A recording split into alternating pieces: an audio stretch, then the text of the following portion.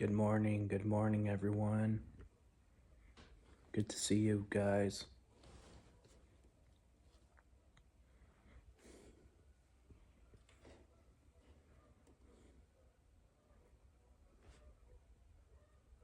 Good to see everyone. Calling for snow today at 12 o'clock. Let's go, 4 people in the house. Let's hit the like button, guys.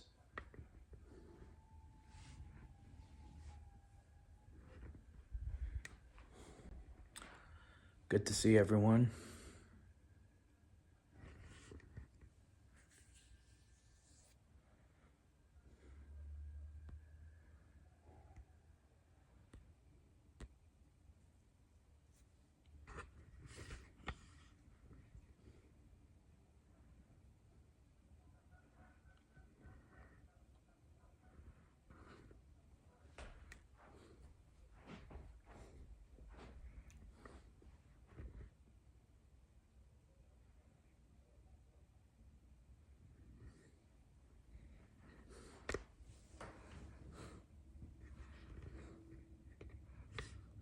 Sorry, just got bored.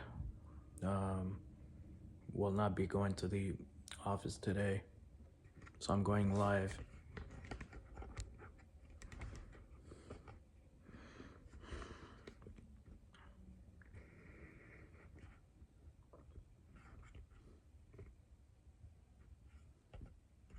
Yeah, I'm doing fine. What's up, John?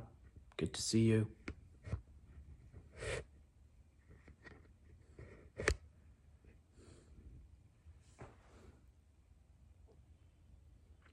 Doing fine. Just got a cut on my thumb.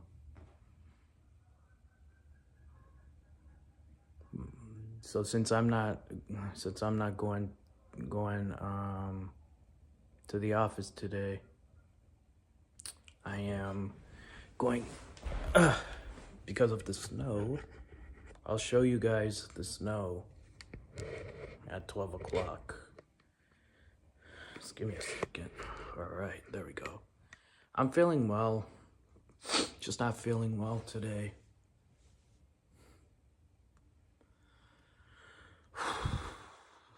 Just got that cut on my thumb, but yeah. Hope you guys are doing well. Hello, Troll Slayer. Good to see you. So I just want to inform you about some things. Daniel Ball is a free man, guys. Free man. Where I am definitely happy for Daniel Ball. So despite him being tortured, he got released in bail. Good to see you, Troll Slayer.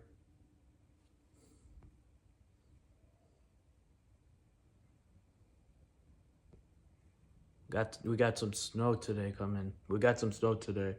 Yeah. It's really great news. Now they're working on Dominic Box to get released. Yep. Sorry guys. I just woke up.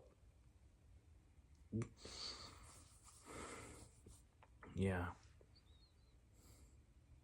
It's always good to see you guys.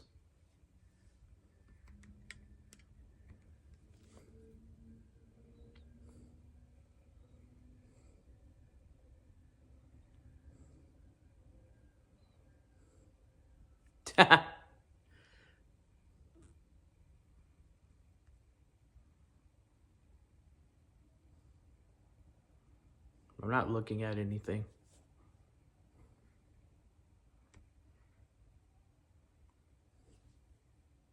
Yeah, so I decided to go live today to share you the good news. So hope everyone's doing well. Yeah, you did. You really did, Troll Slayer. Yeah, so I'm gonna be playing a clip. So 5 J6ers has been remaining. Dominic Box, Benjamin Martin,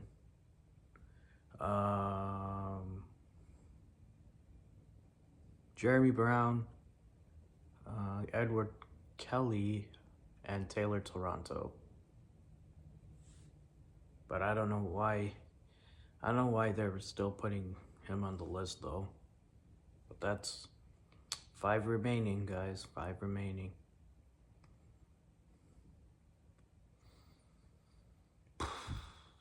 Yeah. Yeah. So I'm very happy for Daniel Ball, guys. Just waiting for people to show up. 11 people, only 1 like. Come on, let's get these likes up. Yeah. Got a lot of things on my mind.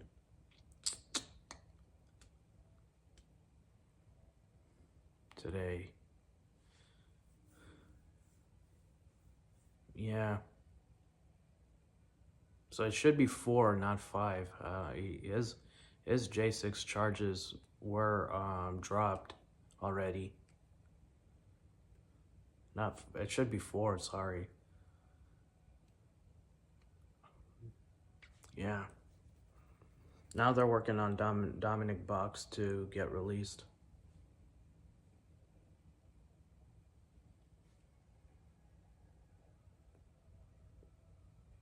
Yeah, John said I'm innocent, but he forgot to hit the like button.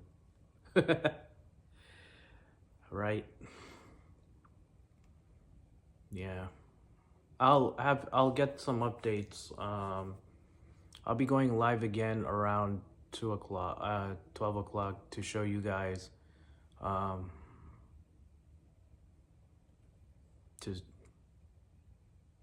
you're not. Then why did you forget to hit the like button if you are?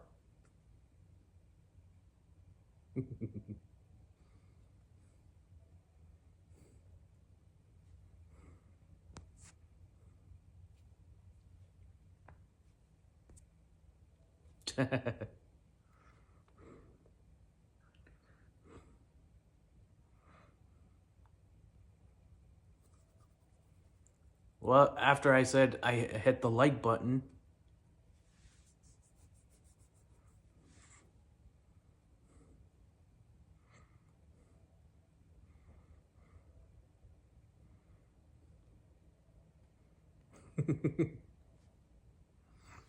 Yeah, I'm doing fine now. Just don't even start.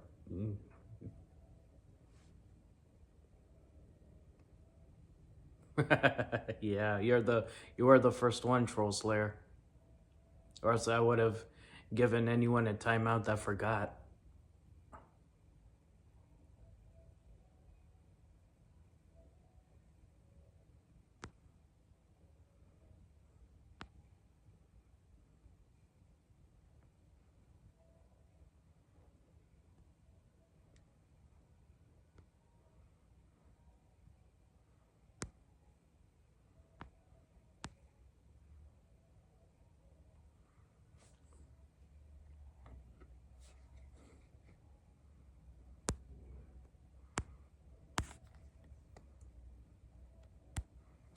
There we go. Yep. Let me see if I could make it a little bit smaller.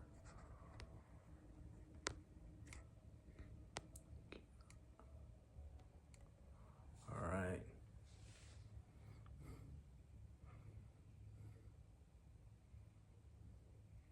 All right, guys. So how's everyone doing on this on this beautiful Tuesday morning, cold morning?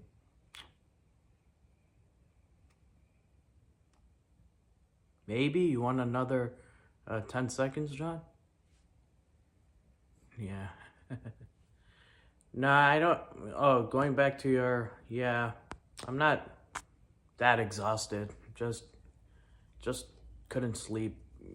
Just couldn't sleep because my thumb was hurting. I thought so, John. Yeah, so my thumb was hurting, and I was actually in a lot of pain yesterday. So anyway, yeah, so I did post something. I did post I did post a picture of the attorneys to call on my community page. So please do please do melt those phones to call. Hello, Carol.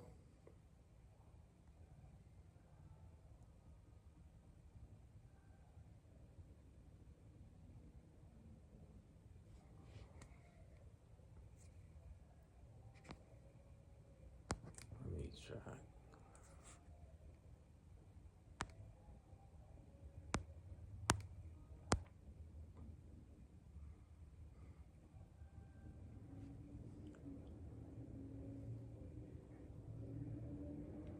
Yeah, I'm doing better. Never bettered, guys.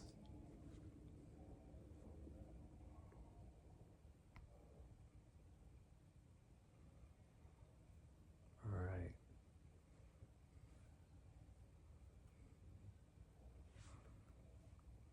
Yes, Daniel Ball. I'm glad Daniel Ball has been released on bail. I still spinning or okay. There we go. Okay. Yeah, so I'm very happy that Daniel Ball has been released. Yeah.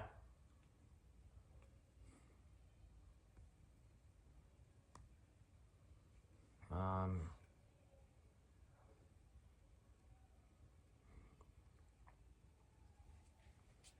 yeah, so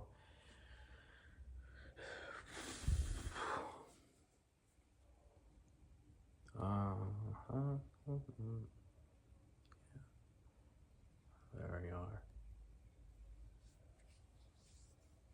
11 people in the house. Come on. Let's hit the like buttons. Yeah, for those people who came in, hope everyone's doing well.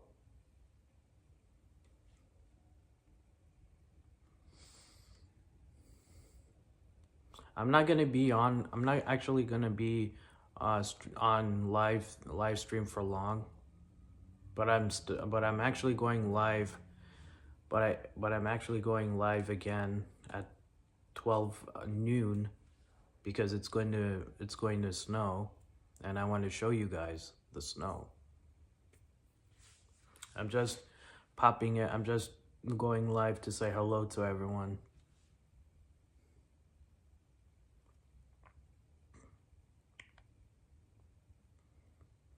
Yeah.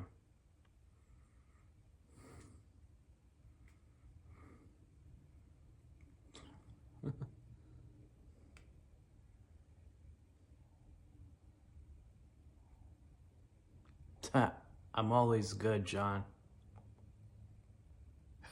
First cup of coffee. I definitely need some coffee, guys. Definitely do need some coffee.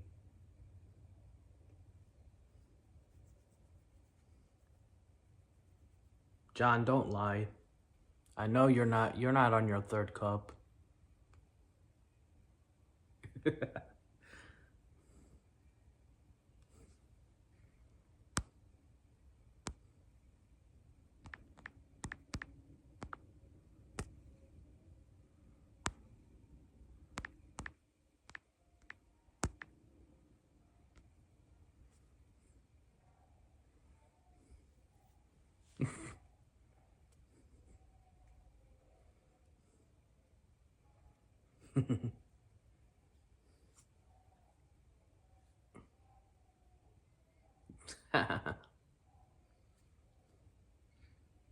Yeah.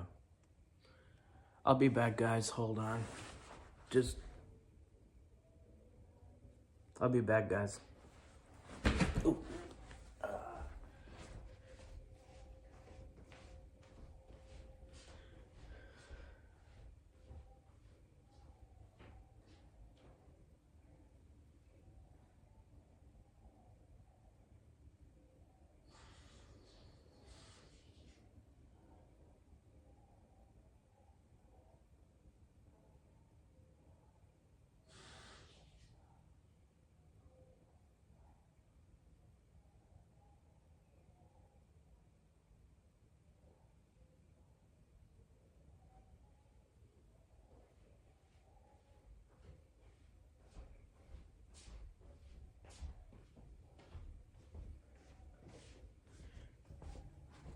Whew. I'm back. All right. I want to guys show you the paintings I did. Today. Good morning, Deb for Freedom. Good to see you. Oh my goodness. Sorry about that. I decided to go live today in the morning.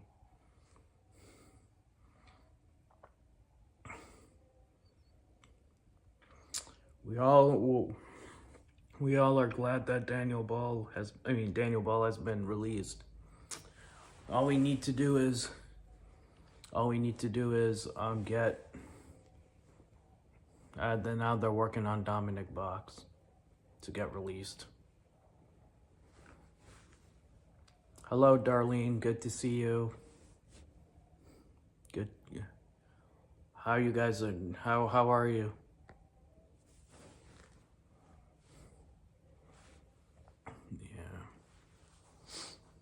Yeah. So anyway, yeah, yesterday was not a good day for me. I'm still in pain though.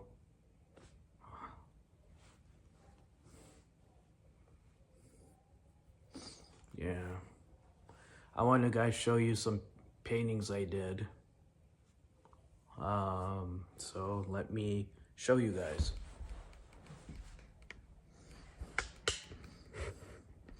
Oops. All right.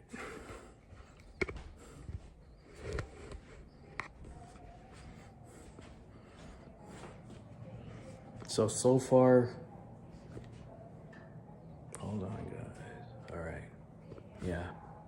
So far I've did these paintings so far. Yeah, so far I did this. Let me make it a little smaller. There we go.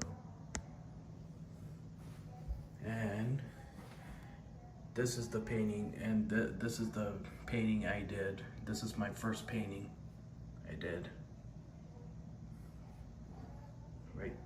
Right there.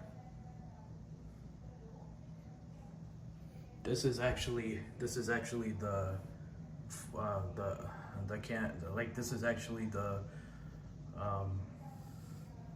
I did like the grass, the trees, the palm trees, and the river. So hope you guys like it. Yeah. It's really nice.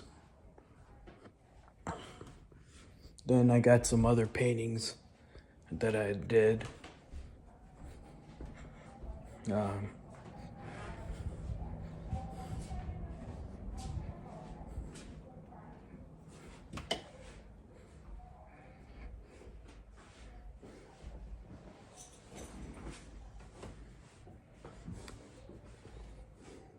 on. Thank you guys. I do have some paintings that I did. Yeah, there we go. Yes. Yeah. I'll show you guys later. Thank you guys.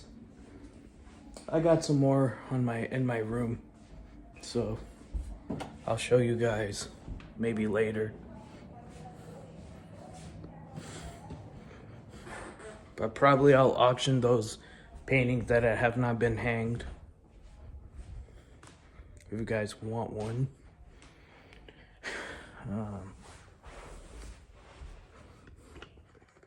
But I don't know how to do an auction though. But maybe I would do it maybe later. And I'll do one painting streams one day on a canvas, but I don't have like the proper tools to do it. That's a good question. But I'm not sure how to do it though. So um, um, it'll actually take some time.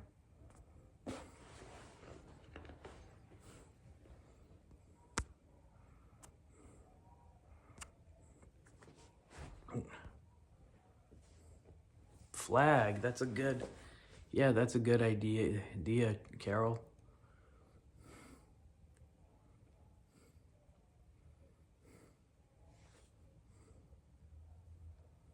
Yeah, you're good, John. You're good. Yep.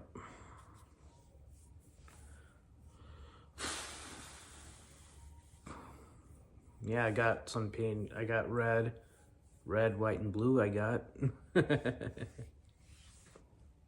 Maybe after a flag, I can paint like a river or something. Even I can paint a a Canadian flag. You'll never know. Yep. Yeah.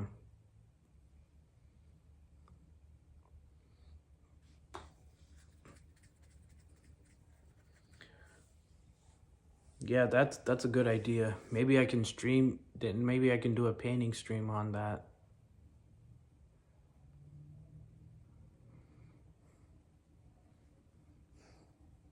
Gotta learn. Gotta. We all learn something new.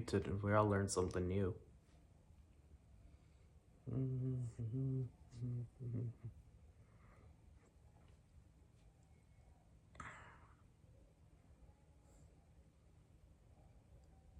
Come on, 14 people, hit the like button. It's free. Yeah. So what do you guys think about? Um,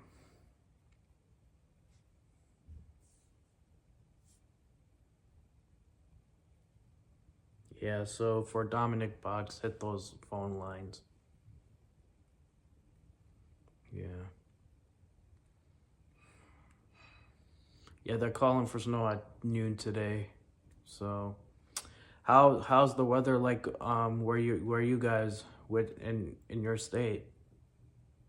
My state it's going to be um my state is going to be cold and snowy.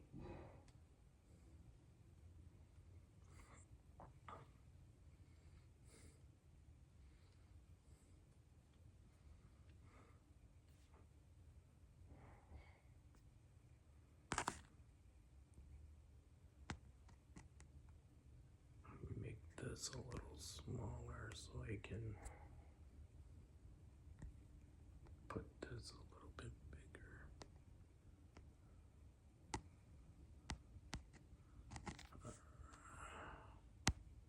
All right, guys. Let me get rid of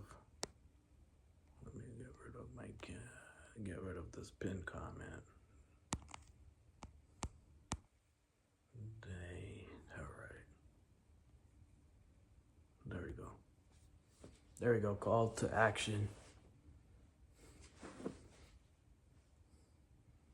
Ah, I see.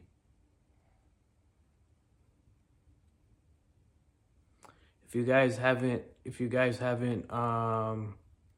write down the number that is pinned right there, please do so.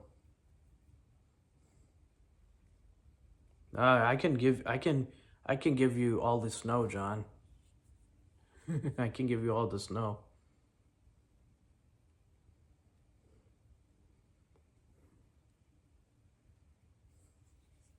Yeah. hmm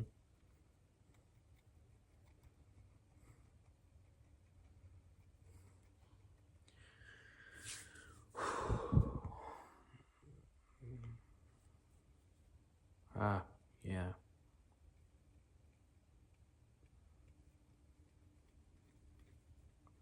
John, it's not snowing in your area? Yeah. Enjoy while you can, John.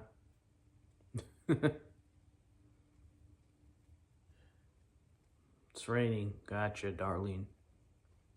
Regardless, stay safe, guys. Stay safe.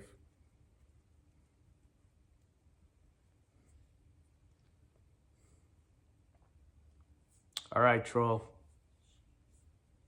No problem.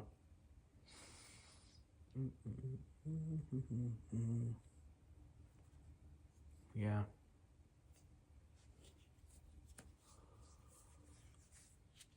All right. Let me go to my room.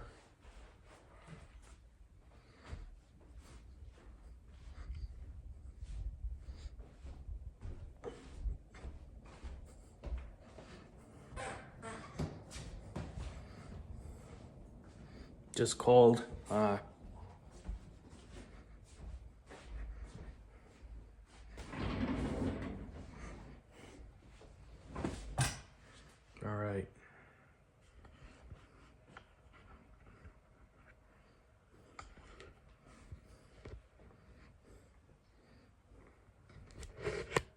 There we go.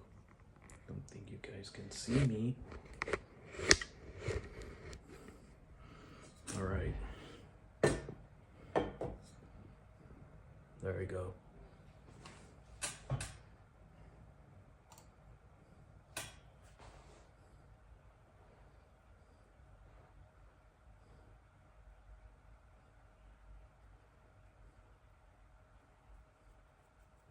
Ah, that's a bummer of Depth for Freedom. Exactly. That is definitely a bummer.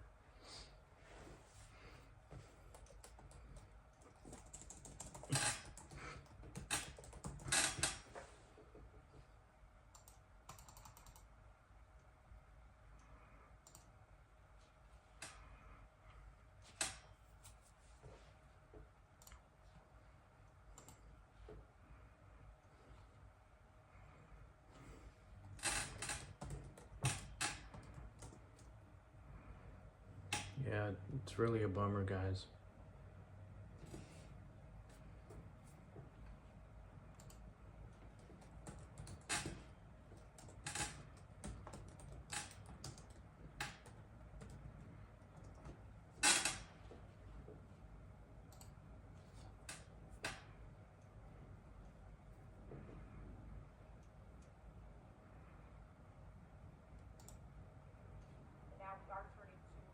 Tragedy in Alaska, the bodies of 10 people killed, now recovered and identified.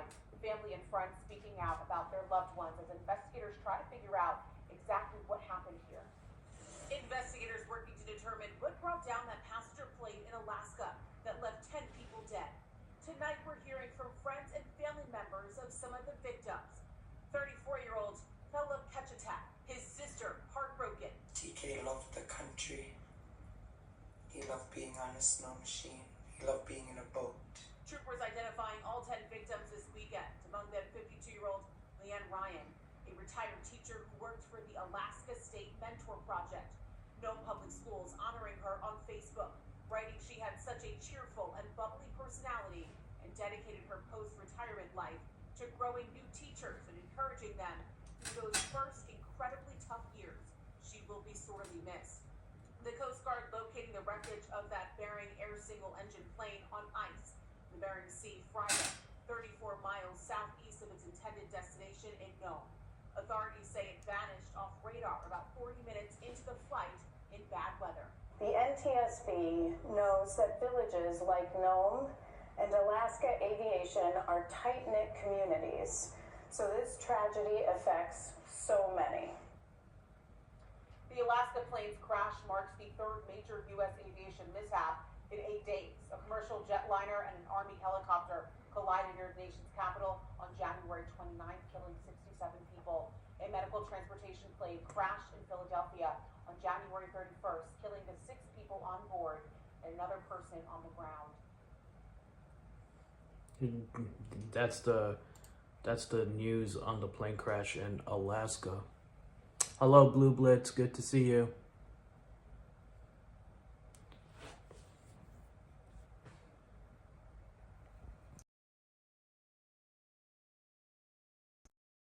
Sorry, guys. Good to see you, Blue Blitz. Hello, Joe. Good to see you.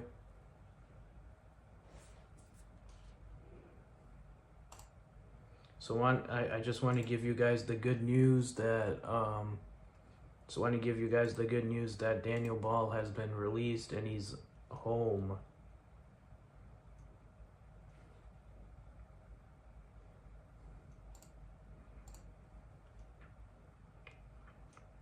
So I'm glad. Oh, there's a crash in Arizona. Yeah.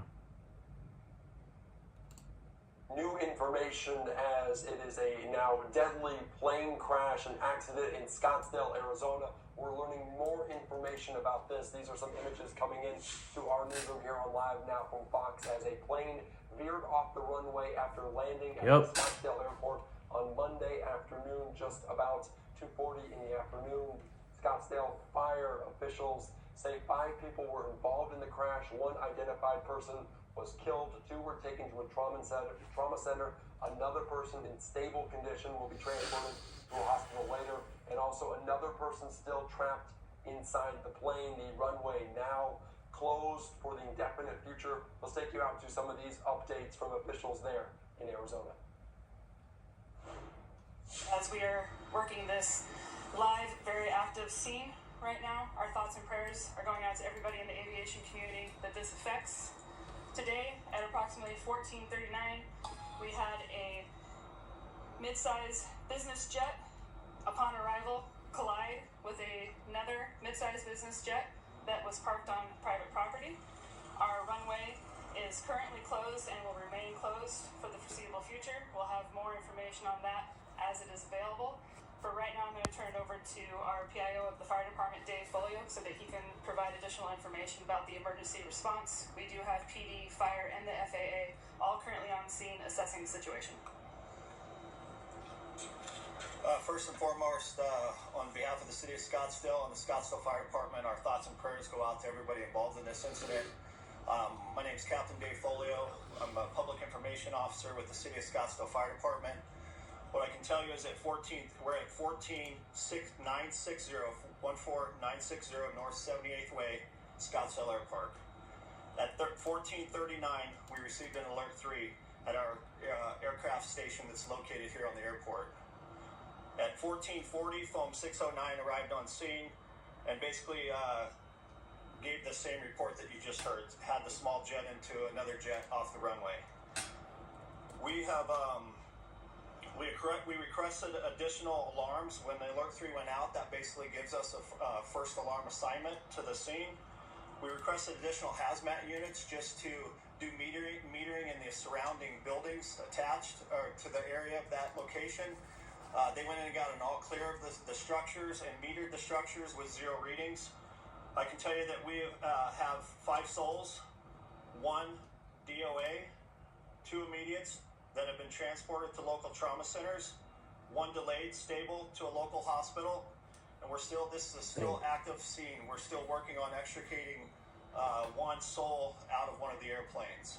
I'm not going to answer any questions while this is an active scene that's going to be under investigation. We're going to look forward to giving you an update on once the scene is not active, and probably around 6 o'clock. So we'll give you more details then. But that's all we have right now, and we're not going to answer any questions. So once again, our thoughts and prayers go out to everybody involved in this on behalf of the City of Scottsdale, the fire department, the police department, Glendale, and everybody else that's out here working this. We've got our automatic aid partners out here currently working this scene, and we're doing everything we can to extricate and save the 1 soul that's still on board. So thank you. You're just listening in there to officials on this breaking news event at the Scottsdale, a smaller airport in a suburb of Phoenix, Arizona. And to give you some update on what we just heard, there were 5 people involved in this crash. 1 person tragically losing their life, and also 1 person still remaining on board one of these picture right now of this. There was a plane that landed and of course veered off the runway into another mid-size business jet.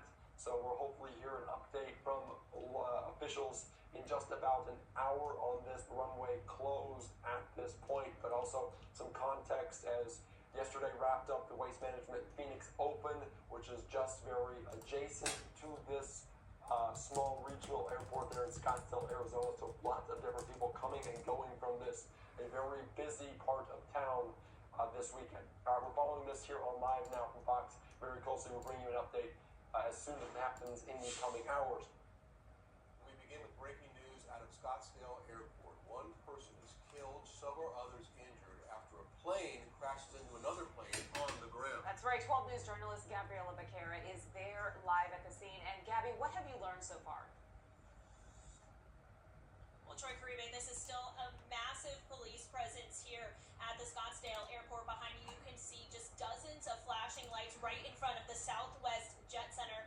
That's where we're told a mid-sized business jet veered off the runway upon landing and collided with another mid-sized business jet that was parked on private property. We just got an update from Scottsdale Fire Captain Dave Folio in about the last 15 minutes or so, who tells us 5 people were involved in this crash. We've learned 1 person died instantly, 2 people had critical injuries, 1 person with stable injuries, and they were all transported to the hospital. 1 person at this time is still trapped on the plane, but it's unclear what condition they are in. Take a listen. And this is a still active scene. We're still working on extricating one soul out of one of the airplanes. Now, all this happened around 2:45 this afternoon, so you can see that this is just an active scene. When we first arrived, all of these emergency crews were trying to get to those planes and try and figure out what exactly happened here, and that's something the FAA is also still working to figure out. We know that the fire department had called in hazmat crews, but they were able to clear the air. In the meantime, the FAA is temporarily pausing all flights into the Scottsdale Airport. We are working to get more information. New information. Yeah, they're...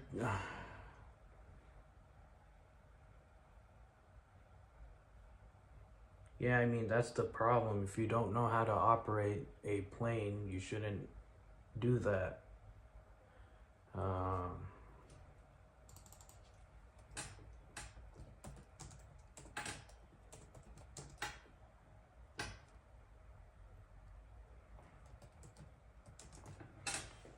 And did you guys hear about the Super Bowl where so there was actually they were claiming that there was a threat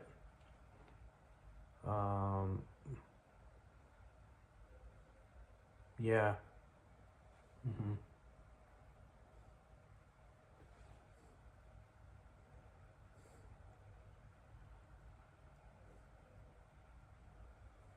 Yeah. Oh, my goodness. That's crazy. Yeah. So congratulations to people who are, congratulations for those who got a membership.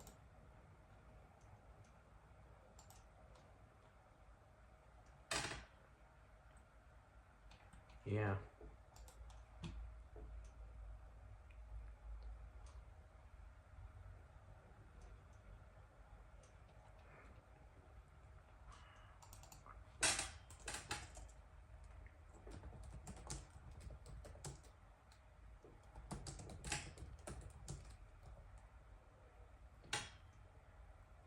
Oh, that's crazy.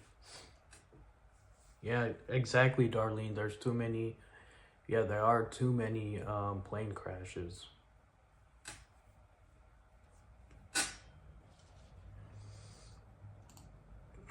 Tonight, Listen to this. It's an interview with Donald Trump. In a high-stakes interview during the Super Bowl pre-show, President Trump defending Elon Musk as he tries to slash federal agencies. Bottom line, you say you trust him.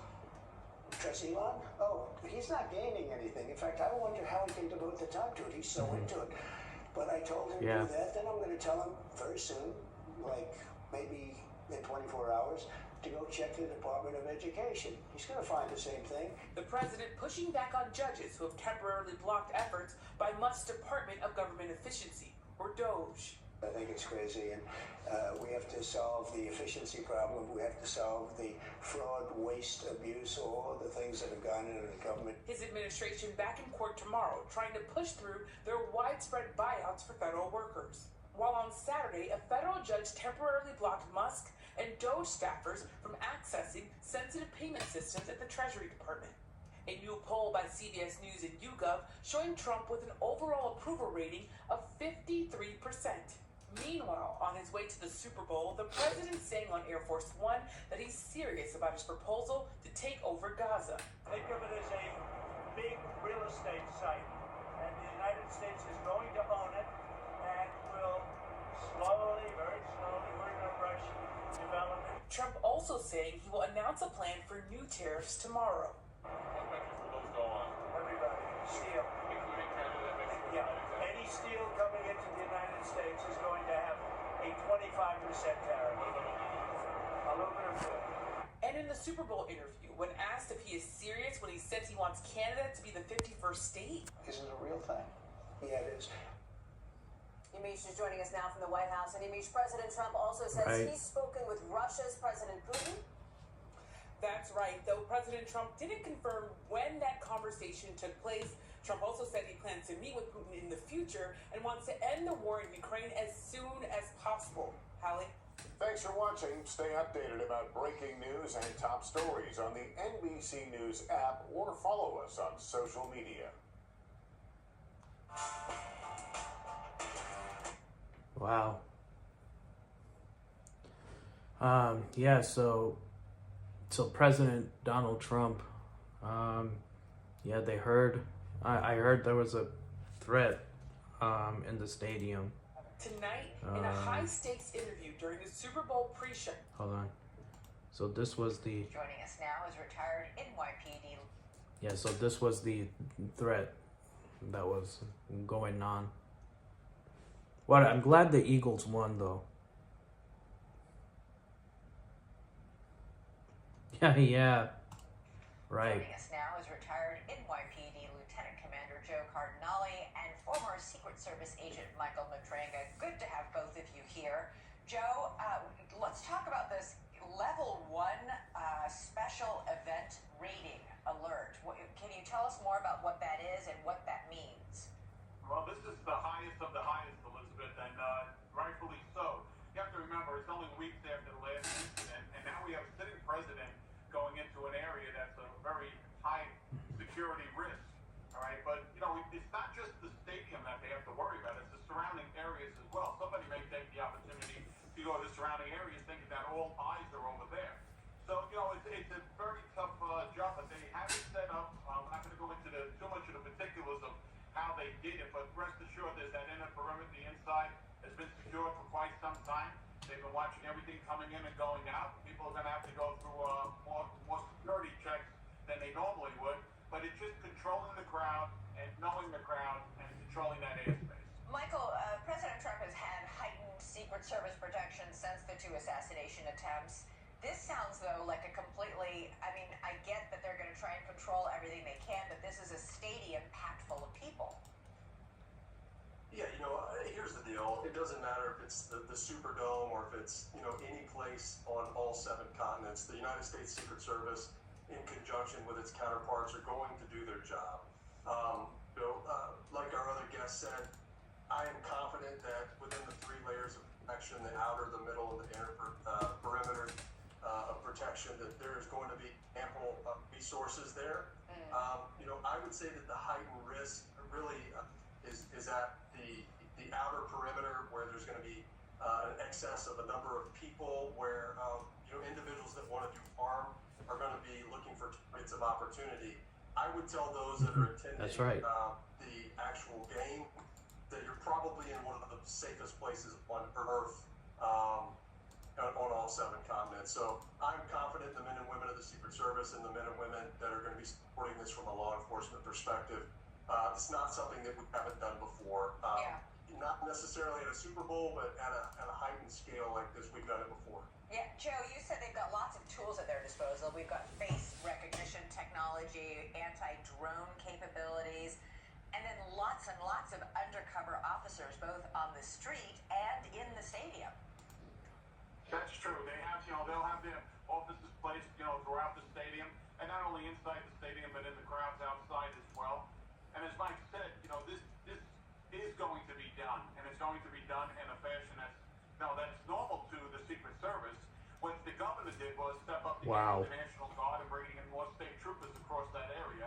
So, if it's inside, it's outside, and it's miles away as well. The airspace is restricted. That's crazy. They will have their own drones up, and they will have the dogs there. They'll have numerous dogs there that are, sniffing for all the different devices and for weapons and everything else. So it's going to be as heightened as it can be, and it's going to be during the game and after the game as well until everybody's back home and safe.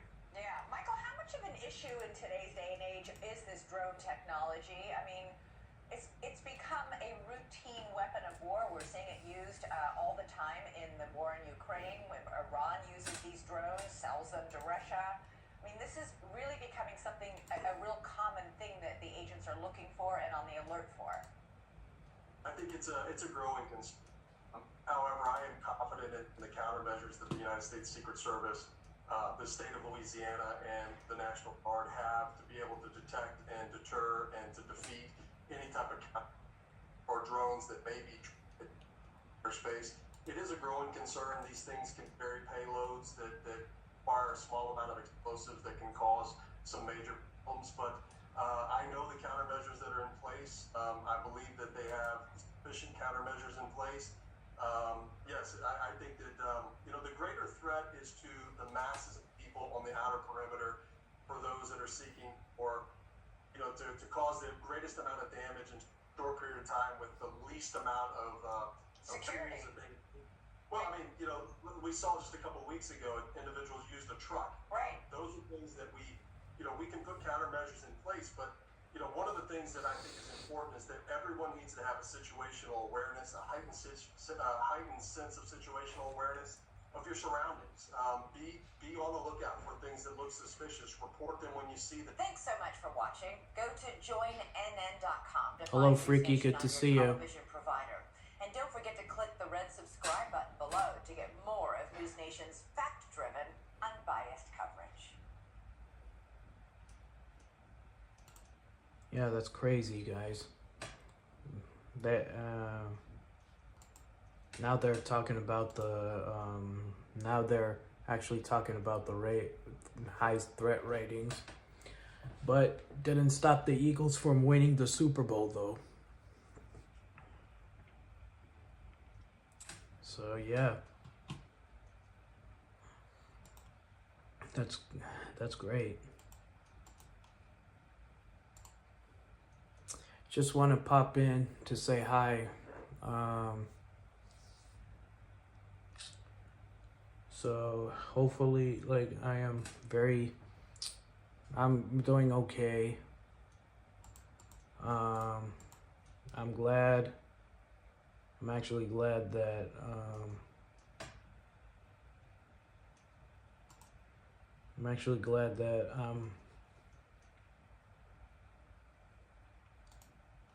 I'm actually glad doing well. I would like to thank you all for the support that you have given me. I'm also glad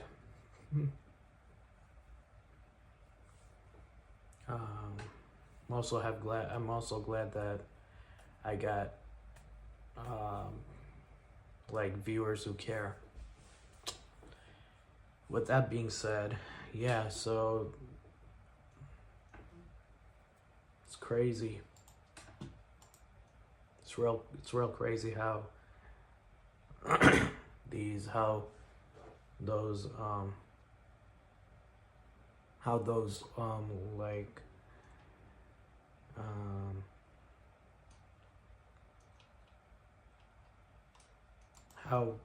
threats in the stadiums happen. And then the plane crash and another plane crash that happened in Arizona. It's really crazy.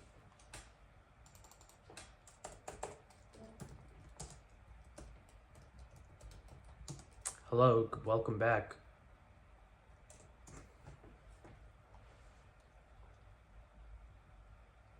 And now it's a mass deport. And now there's like a mass deportation of those illegals that are coming here. It's kind of crazy. I mean, everything like is all over the news now. Yeah, really crazy.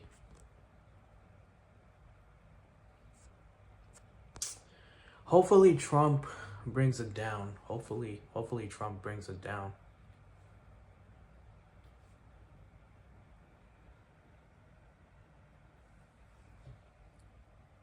There's like news about ICE.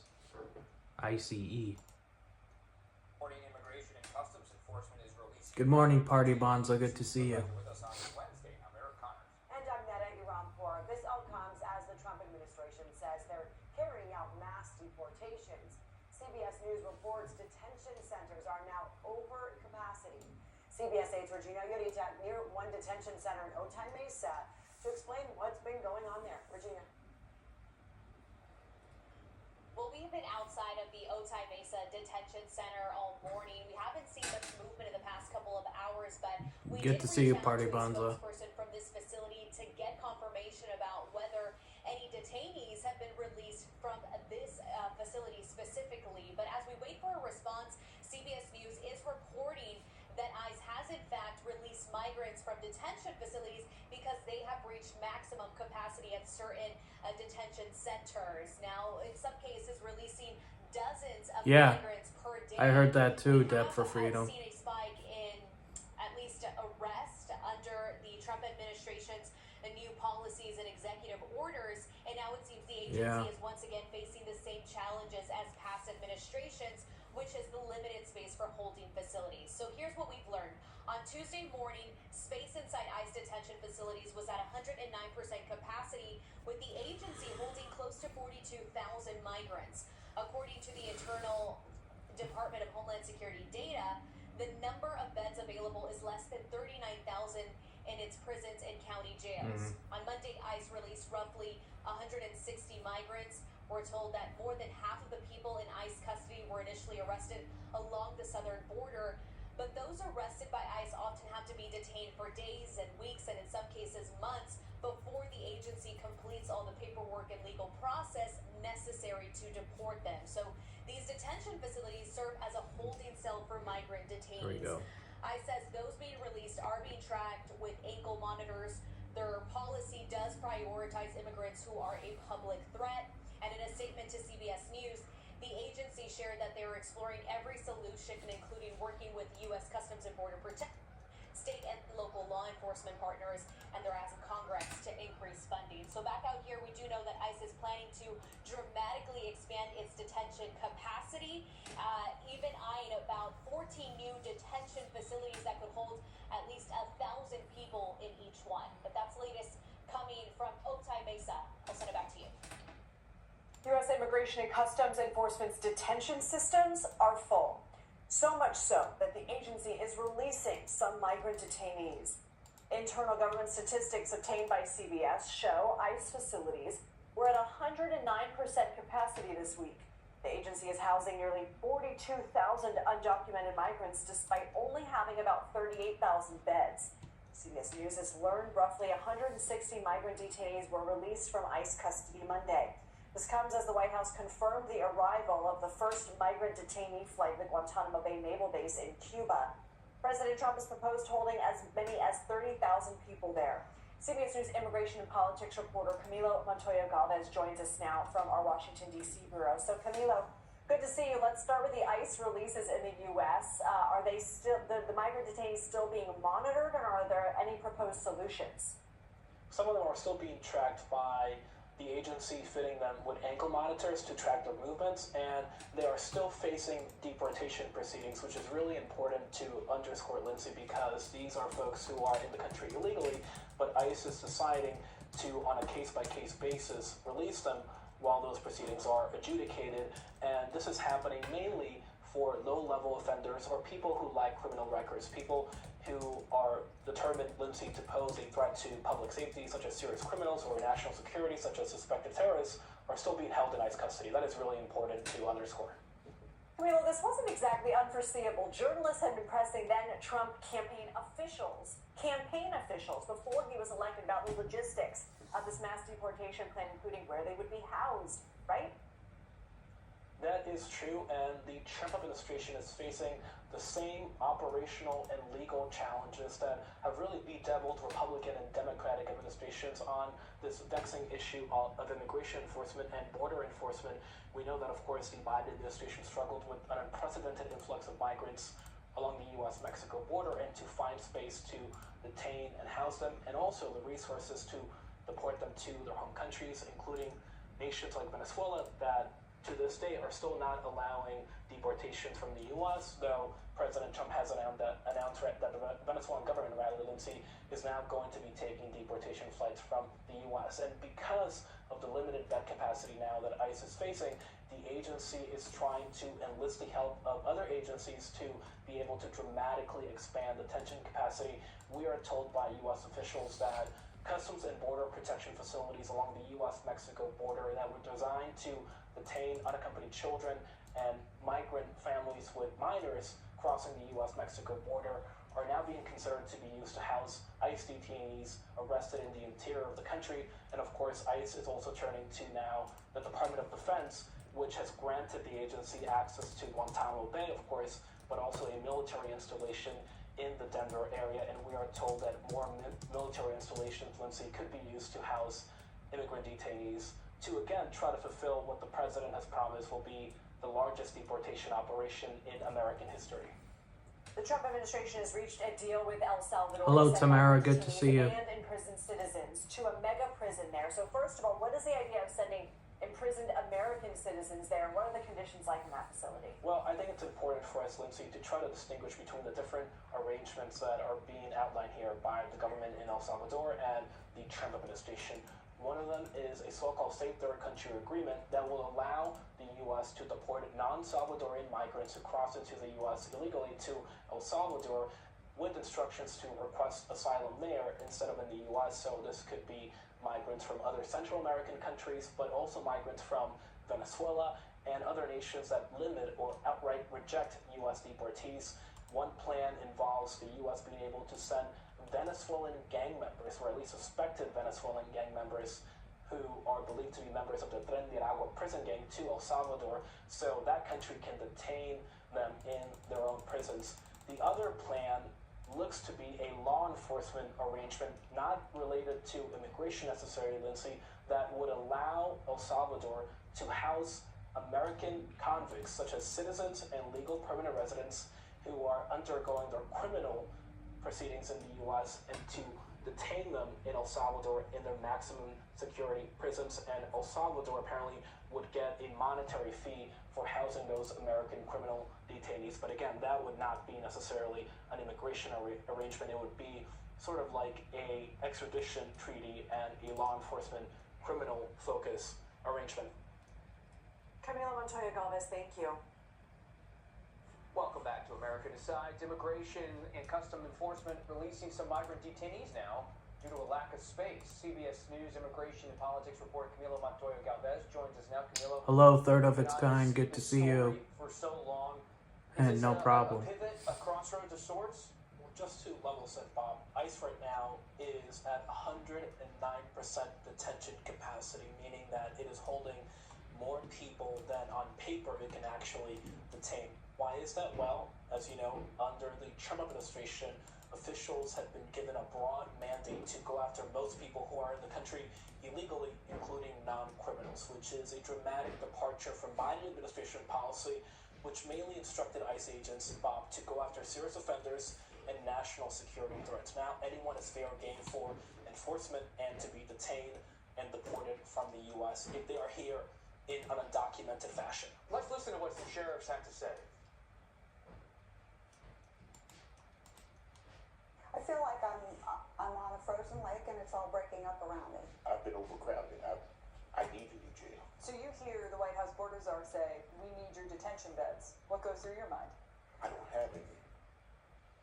So that's the reality faced at CBS News reporting on the ground. So how does Tom Homan, the border czar, Stephen Miller at the White House react to all of this as it plays out? It's a critical question because they know that they need more space to hold these detainees if they actually want to fulfill what the president has promised will be the largest mass deportation operation in American history. How are they going to do that? Well, they are turning to the Department of Defense, which is now allowing ICE to send some detainees to Guantanamo Bay and also to use a military base in the Denver area to hold detainees, as well as local law enforcement. They're asking local sheriffs to grant them space in local jails to hold immigrant detainees. Bob. Milo, thank you as always for your reporting. Thanks, Bob. We really appreciate it.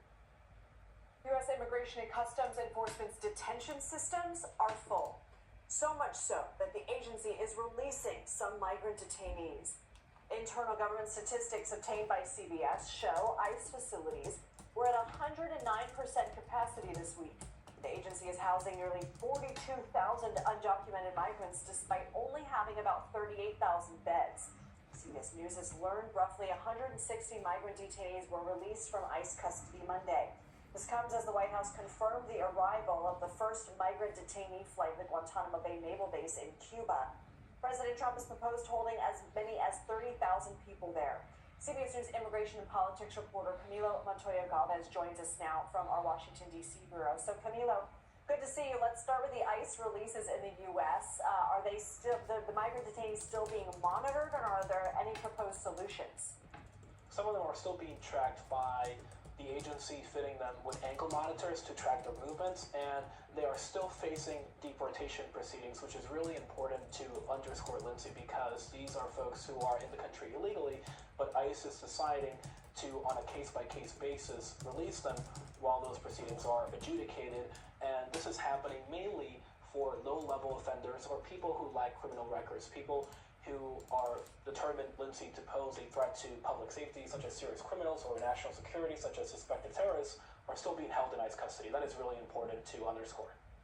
Camilo, this wasn't exactly unforeseeable. Journalists had been pressing then Trump campaign officials, before he was elected about the logistics of this mass deportation plan, including where they would be housed, right? That is true, and the Trump administration is facing the same operational and legal challenges that have really bedeviled Republican and Democratic administrations on this vexing issue of immigration enforcement and border enforcement. We know that, of course, the Biden administration struggled with an unprecedented influx of migrants along the U.S.-Mexico border, and to find space to detain and house them, and also the resources to deport them to their home countries, including nations like Venezuela that to this day are still not allowing deportation from the U.S., though President Trump has announced that the Venezuelan government, Lindsay, is now going to be taking deportation flights from the U.S. And because of the limited bed capacity now that ICE is facing, the agency is trying to enlist the help of other agencies to be able to dramatically expand detention capacity. We are told by U.S. officials that Customs and Border Protection facilities along the U.S.-Mexico border that were designed to detain unaccompanied children and migrant families with minors crossing the U.S.-Mexico border are now being considered to be used to house ICE detainees arrested in the interior of the country.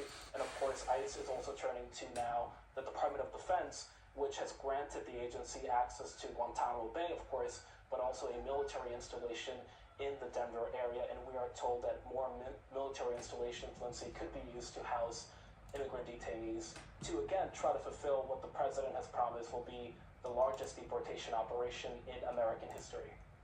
The Trump administration has reached a deal with El Salvador to send migrant detainees and imprisoned citizens to a mega prison there. So first of all, what is the idea of sending imprisoned American citizens there? What are the conditions like in that facility? Well, I think it's important for us, Lindsay, to try to distinguish between the different arrangements that are being outlined here by the government in El Salvador and the Trump administration. One of them is a so-called Safe Third Country Agreement that will allow the U.S. to deport non-Salvadorian migrants who cross into the U.S. illegally to El Salvador with instructions to request asylum there instead of in the U.S. So this could be migrants from other Central American countries, but also migrants from Venezuela and other nations that limit or outright reject U.S. deportees.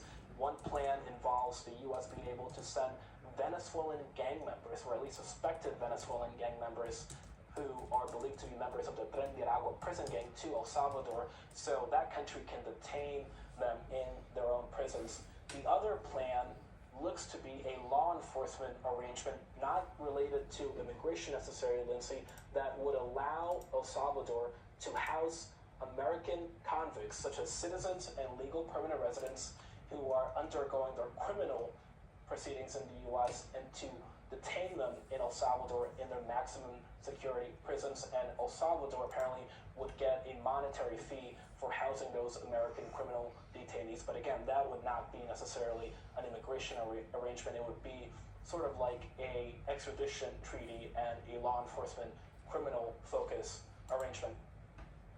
Camila Montoya Galvez, thank you.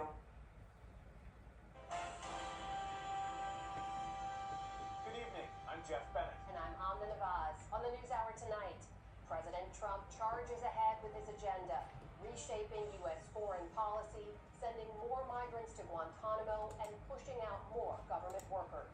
Well, Israel.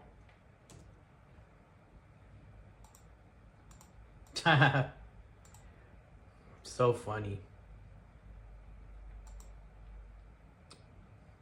Hey, good morning, Jackie. Good to see you. So funny.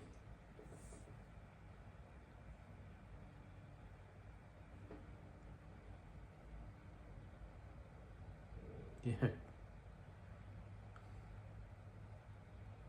Hello, Alwina. Good to see you.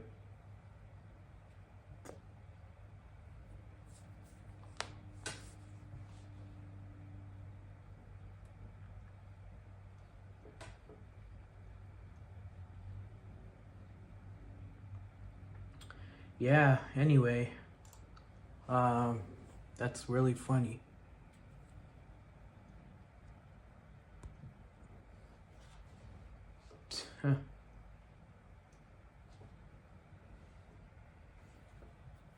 Yeah.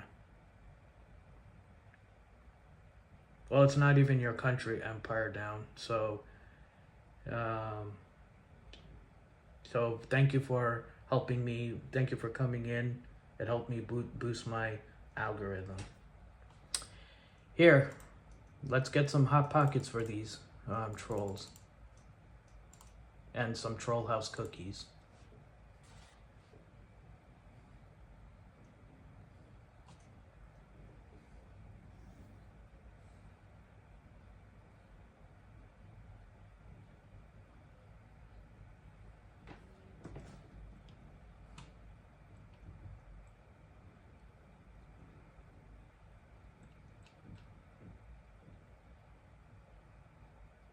Yeah.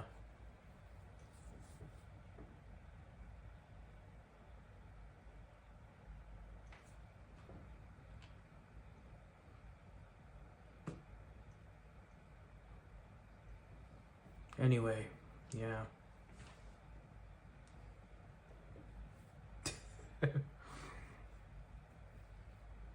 Yep, that's today's special, right?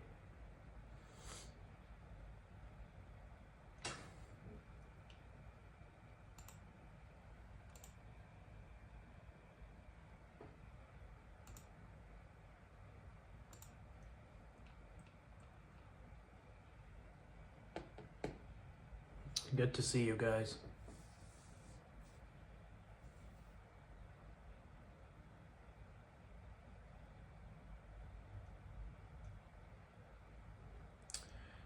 Yeah, hello to everyone that came in. Thank you all for coming.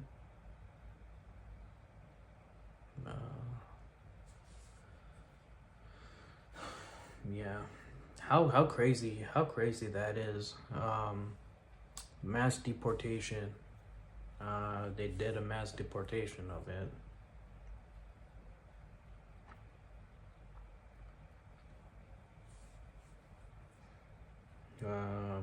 So yeah.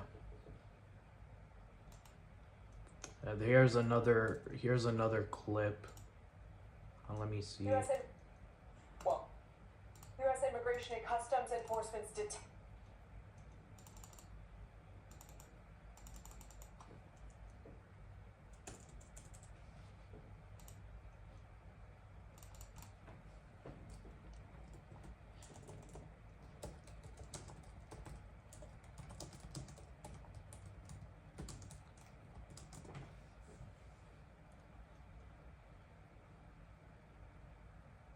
Yeah, so there was actually a mall shooting in Maine. And welcome back here to Live Now from Fox. I'm Andrew Kraft. You know, there's a lot happening in Washington.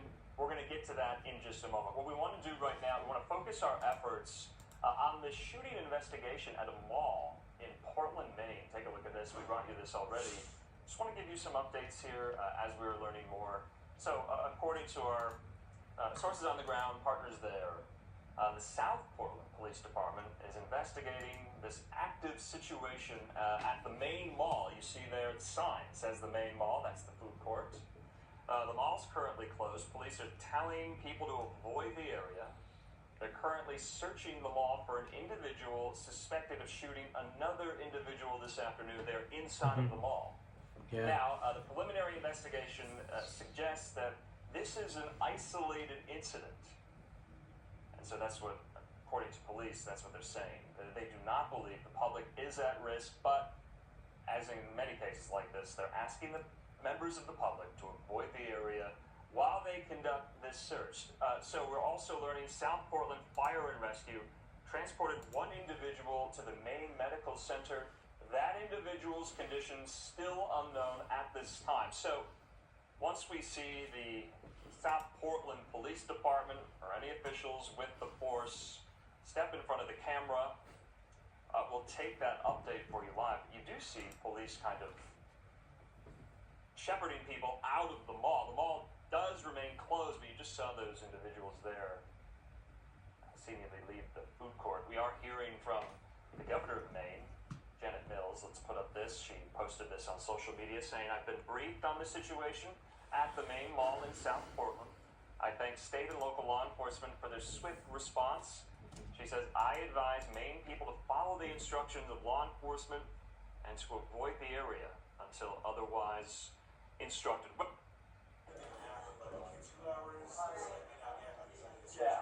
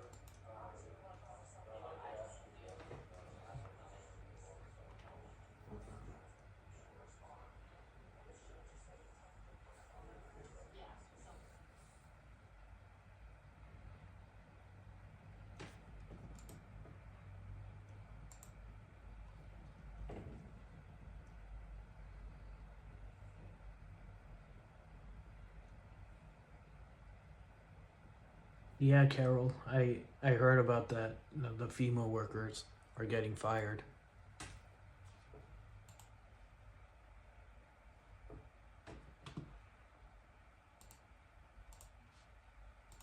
Come on.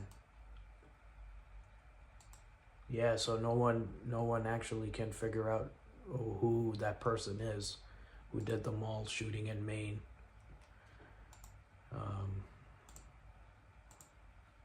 Sorry guys, somehow. And welcome back here to. Yeah.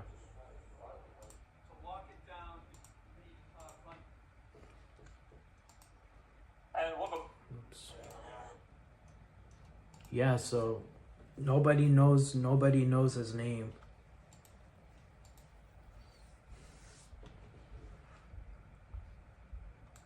Yeah. So it's really crazy. Let me hold on, I'll be back.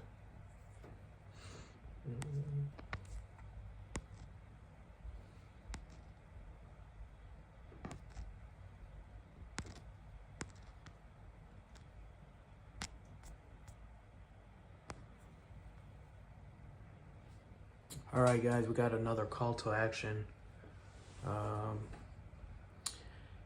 So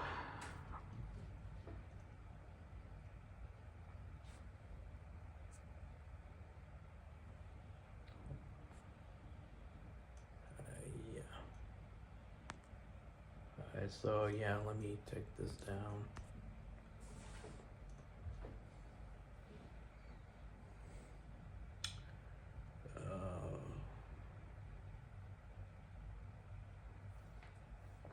Yeah.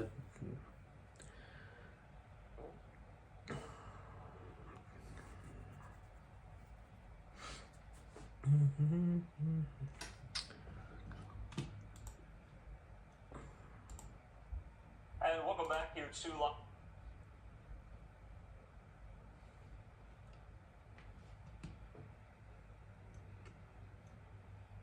Yeah, so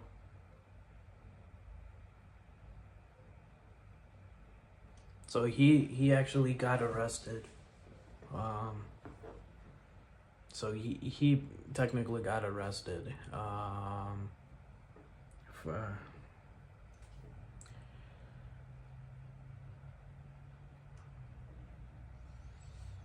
so they're holding him down there. But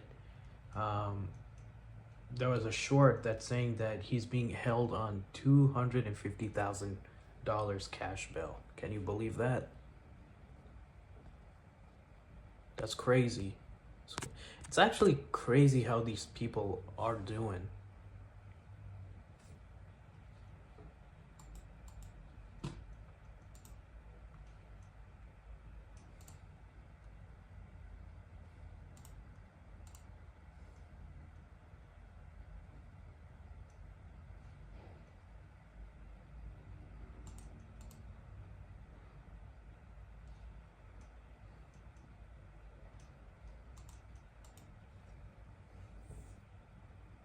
Yeah.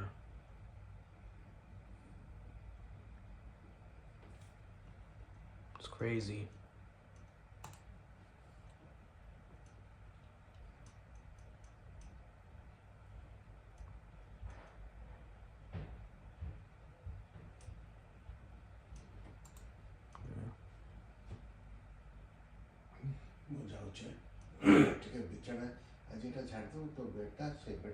Yeah. Bye. Come on, let's hit the like button, guys. It's free.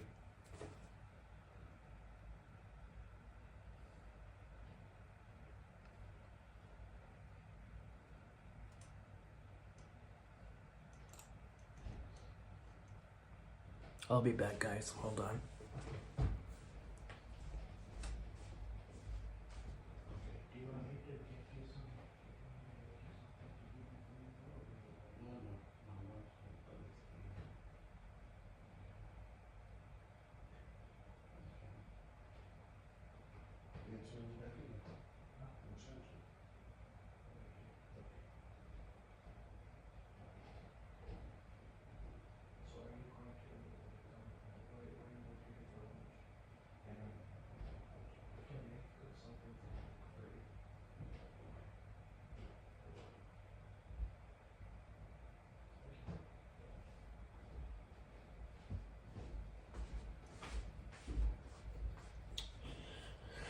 Okay, I'm back.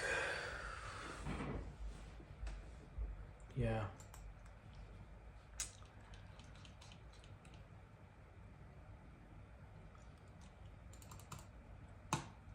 Plane crashes are threatening the stadium, and now the mall shootings. How crazy is that?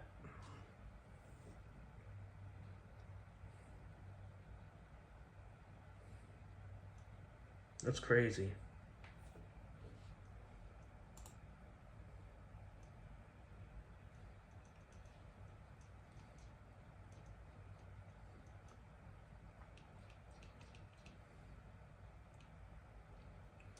Yeah. Anyway,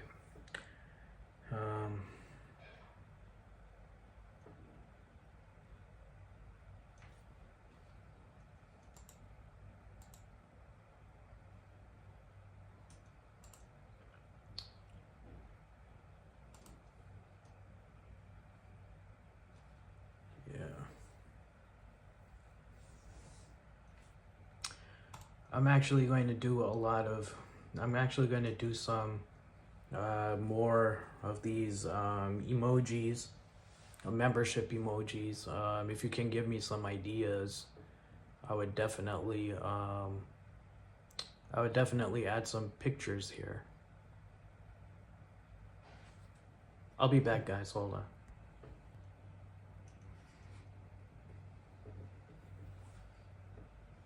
All right, guys.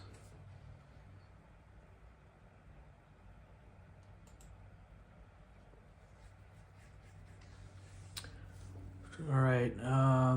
So got some call to actions. Really quickly. Hold on.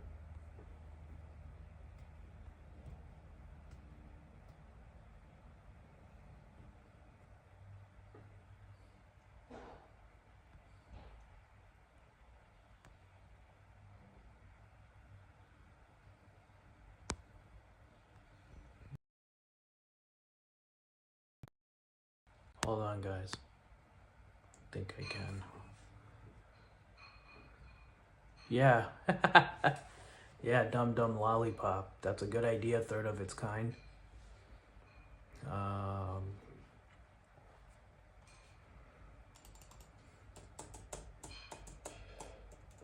So maybe I can do some walking streams tomorrow, or maybe not tomorrow, Thursday.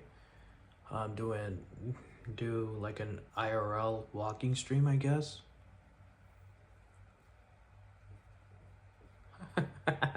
Darlene, you're so funny, guys. Yeah. Let me see. All right. Yeah, so it's crazy how these people, it's crazy. Don't know what's going on.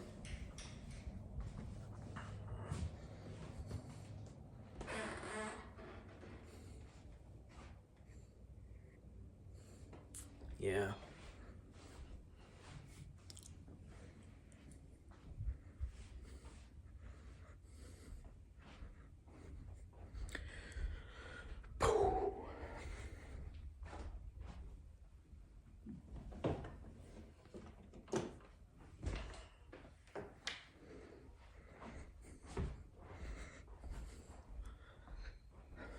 Crazy. All right, guys. I'm going to be live in, what time is it? I'm going to be live in about 9 minutes.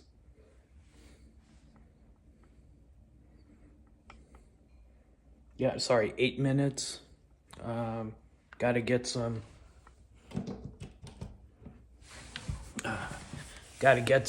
work done.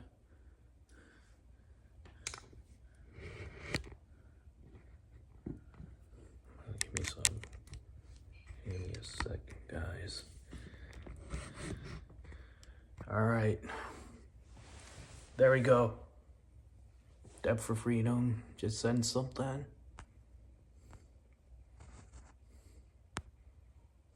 Yeah. Hold on. Whoops.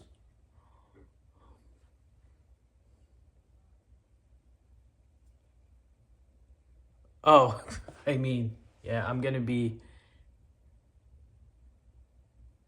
Sorry. I mean, I'm gonna end the stream in 9 minutes.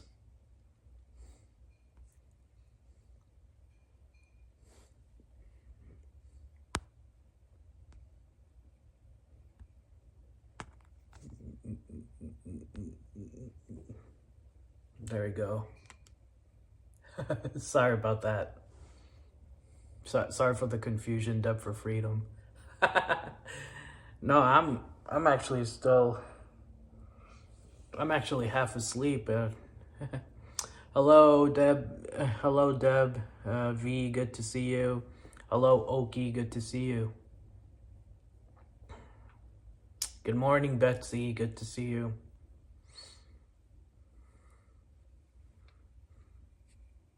Oh.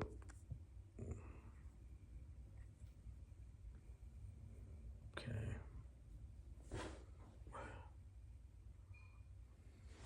Good to see everyone. I hope everyone is doing well.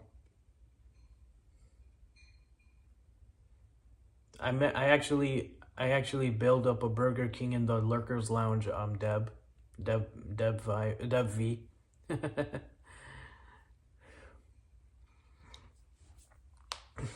and it's free. Free sandwiches and Burger King. Yeah, I'm going to go live around 12 again. Or yeah. Yes, Carol, I am.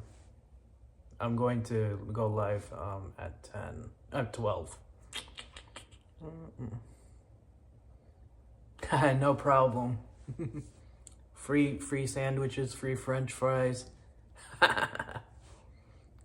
Well, there's a small Starbucks coffee shop in the Lurkers Lounge. Yep. Let me check. What time is it? Yeah, 5. All right, guys. Yeah.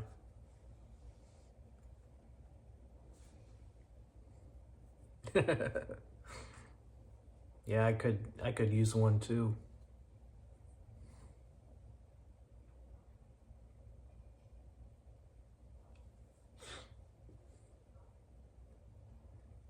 Yeah, soon. Probably I'm gonna drink some coffee here.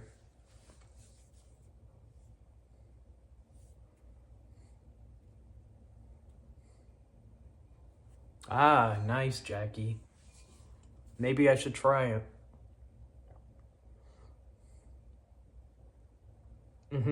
Right. Yeah. Oof.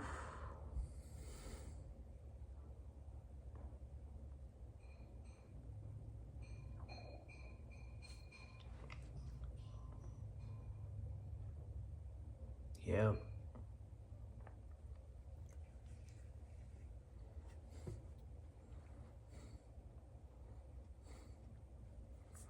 I kind of like Prism Studios live stream.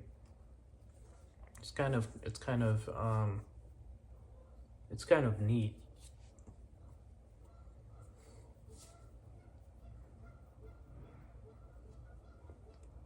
Yeah.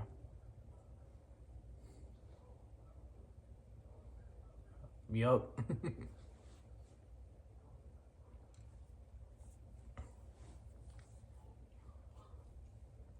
Anyway.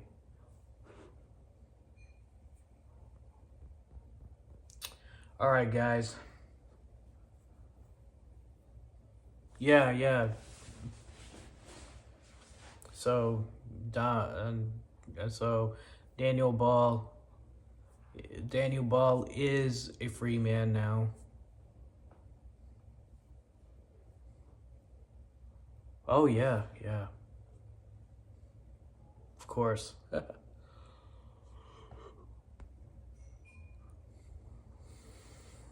Wait, Oki, let me...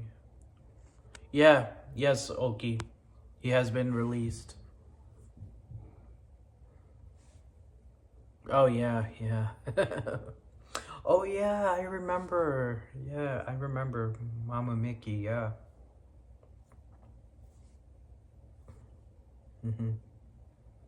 Oh, nice, nice, yep.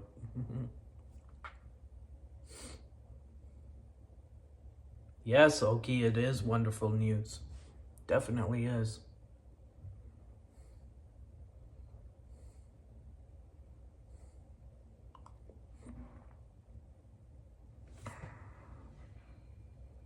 Like 28 people, 23 likes? Come on. Nah, I'm gonna be ending the stream in soon.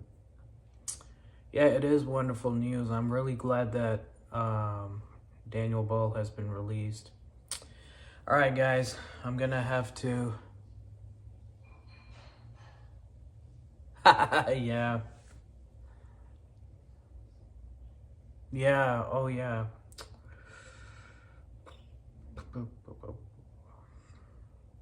Let's just keep him in the prayers.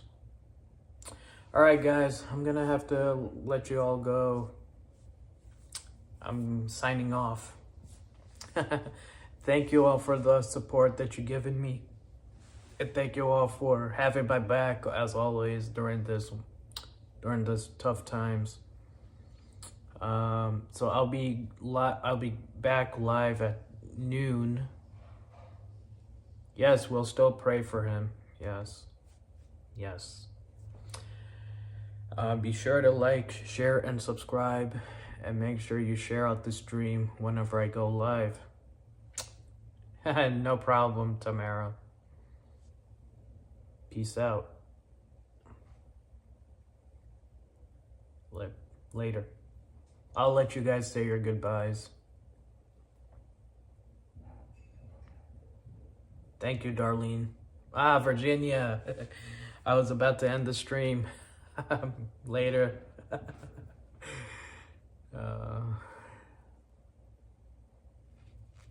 I'll be back on noon, Virginia.